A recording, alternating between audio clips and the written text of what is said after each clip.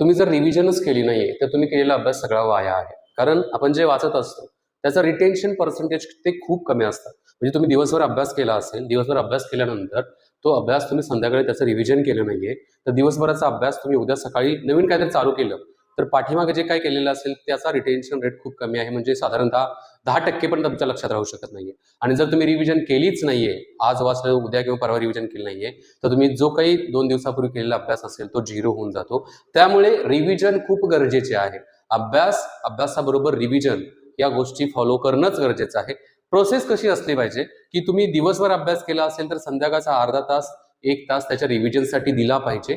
आणि त्याचबरोबर आजच्या अभ्यासाची रिव्हिजन संध्याकाळनं केली, उद्याच्या अभ्यासाची रिव्हिजन परत संध्याकाळनं केली, 8 दिवसानंतर त्या सगळ्याची एक रिव्हिजन ठेवायची. म्हणजे तुम्ही 6 दिवस अभ्यास केला असेल तर 7वा दिवस एक अख्खा दिवस तुम्ही सर्व रिव्हिजनसाठी ठेवणं गरजेचं आहे.